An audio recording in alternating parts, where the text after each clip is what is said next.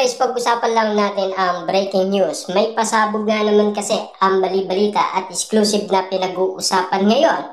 What Kat Garcia Sampana say about Katniel? Na alam naman natin kasi nakakuha siya ng award nang dahil sa Hello Love Again. Nang dahil nga naman kasi kabilang sa Hello Love Again si Catherine Bernardo. Ang kinagulat natin dito, ang sinasabi ni Direk Cathy patungkol umano kina Daniel Padilla at Catherine Bernardo. Na alam naman natin kasi baka posibleng magkaroon sila ng panibagong love team.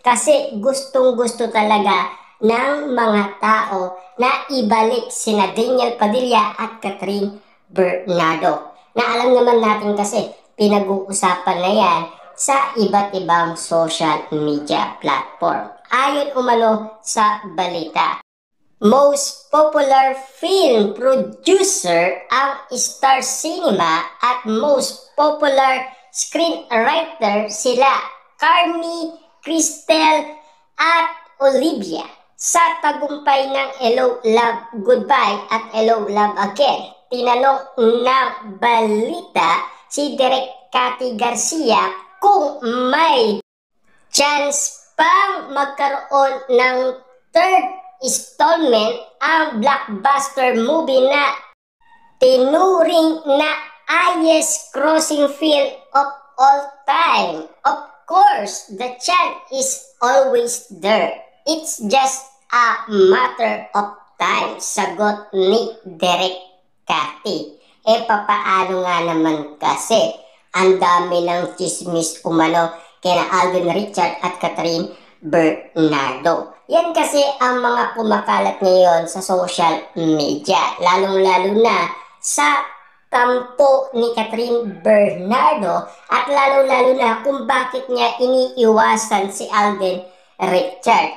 Alam niyo na siguro ang kadahilanan. Basta alamin nyo lang kung ano ang nangyayari. Ayon pa dito, if time permit, pagka may kwentong maganda, why not? Di ko alam, ayoko magsalita ng tapos.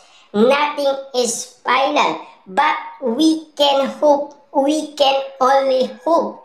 Kung may kwento pa, why not? Naalam naman natin kasi pinag-uusapan na sina Alden Richard at Catherine Bernardo kung sakasakali bang magkaroon ng third installment ang nasabing movie. Kaso nga lang kasi alam na ng tao ang mga bali-balita. Baka nga naman kasi sa sobrang galit nila, hindi na maging patok pa sa mga tao. Dahil kita nyo naman kasi ang nangyari na kwento-kwento patungkol umano kina Alden Richard at Catherine Bernardo ay pawang kasinungalingan lang daw at panluloko ayon umano sa iba't ibang mga tao dahil sa nakita nilang kiligan moment at talagang kinabaliwan sina Alden Richard at Catherine Bernardo. Si Direk Cathy din ang direktor ng blockbuster movie ng tambalan na Farmer Real and Real Life Sweetheart na sina Daniel Padilla at Catherine Bernardo o kilala na Uni Ning na Katniel. Particular na dito ang The House of Us 2018 at si Dating a Gangster. Si Direk Cathy din ang direktor ng Got to Believe, ang primer time series ng Katniel na umere mula August 2013, March 2014. May chance kaya magtambal muli ang ex-couple. Ano kaya ang masasabi umano ni Direk Cathy patungkol sa inaawakan niyang noon na alam naman natin sina Daniel Padilla at Catherine Bernardo ang sinasabi umano ng bali-balita.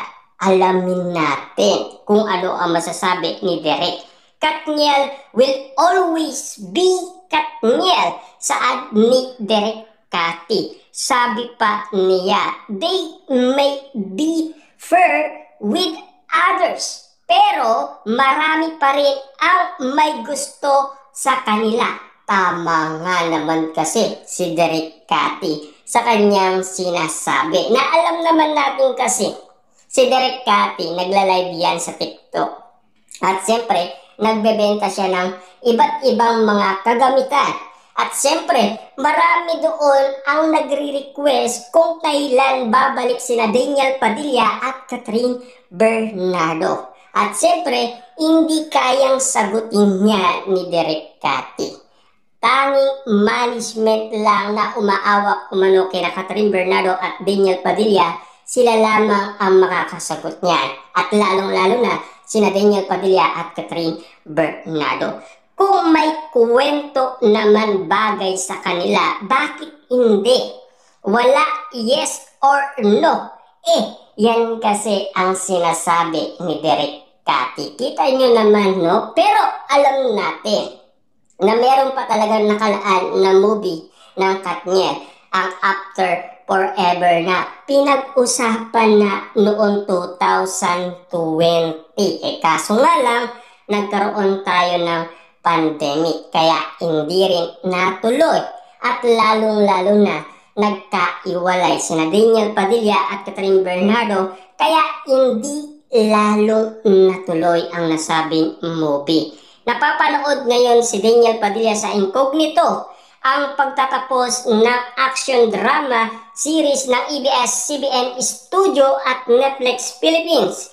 Si Catherine naman ay kakatapos maging urado sa Pilipinas Got Talent.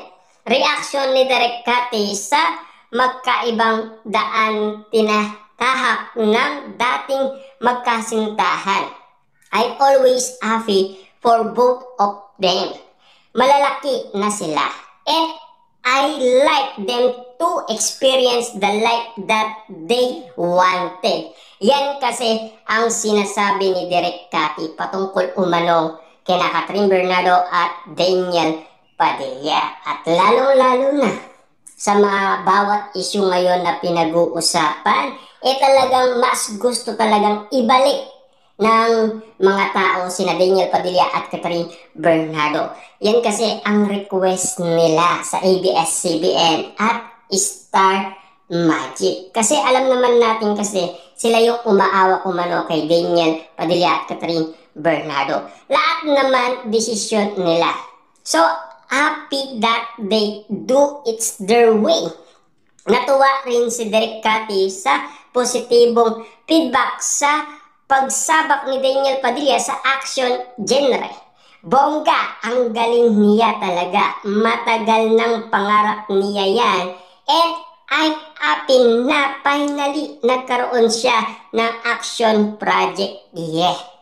Yan kasi ang pangarap ni Daniel Padilla, ang tularan ang kanyang ama at ang kanyang tito Robby. Hindi nyo ba napapansin si Daniel Padilla ay mahilig umano sa leather jacket dahil kay Robin Padilla?